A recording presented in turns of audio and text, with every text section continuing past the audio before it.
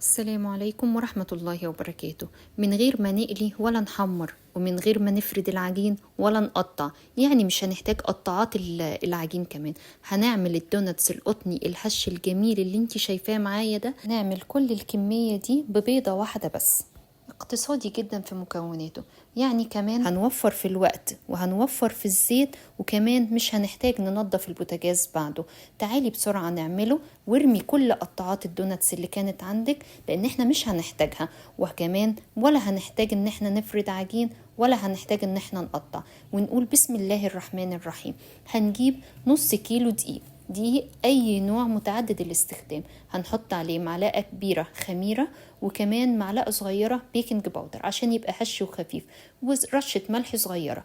وبعدين هنحط نص كوباية سكر عشان ممكن تاكليه كمان سادة من غير اي صوص. ونقلب بس المكونات الجافة كده مع بعضها. وبعدين بقى بنضيف بيضة، وطالما قلنا بيضة يبقى لازم نحط فانيليا ومعلقة خل كبيرة عشان برضو يكون هش وخفيف ويكون مسمي زي ما احنا بنجيبه من بره بالظبط. هنحط بقى ربع كوباية زيت، ونحط كمان نص كوباية حليب دافي، ونبدأ نعجنه. هنلاقي لسه العجينة كده لسه يابسة قوي وناشفة.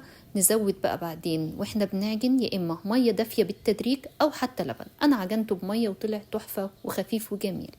نبدأ نضيف معلقة من المية كده، هياخد تقريبا نص كوباية مية معاكي لحد ما يتعجن وتبقى العجينة تخرج من ايدك وما بتلزقش. في الوقت ده بقى بنجيب مكعبين زبدة بدرجة حرارة الغرفة ونبدأ نحطهم في العجين، ودول اختياري، ممكن ما تحطهمش، بس بيضيفوا قيمة غذائية ويخلوا الدوناتس أطرى وأجمل بكتير.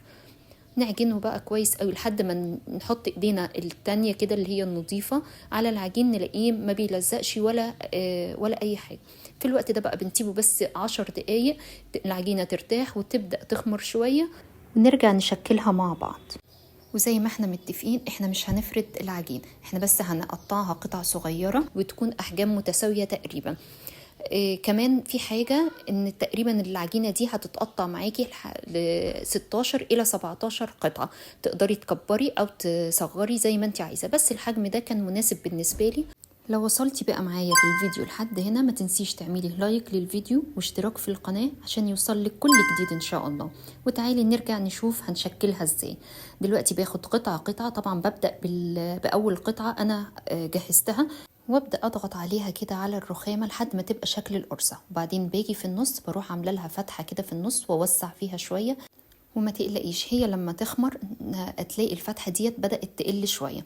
بعدين برضو في طريقة تانية ان انت ممكن تعمليها بمعلقة في النص، معلقة خشب كده او معلقة مدورة اي حاجة او سباتولا، بتبدأي برضو تعملي الفتحة اللي في النص. يبقى احنا في الحالة دي ولا احتاجنا قطاعة ولا احتاجنا ان احنا نفرد عجينة كاملة ونقطع ونلم الزيادة من العجين ونبدأ نفرده مرة تانية. كل الحاجات دي مش هنعملها، هتعمليها بس كده بايدك كده على الرخامه، وتبداي بالمعلقه او بايدك حتى تعملي الفتحه اللي في النص على بقى صاج على صينيه، ونبدا نحط عليها ورق زبده بس يكون طبعا مدهون افضل، ونسيبها تخمر تاني لمده نص ساعه او حاجه.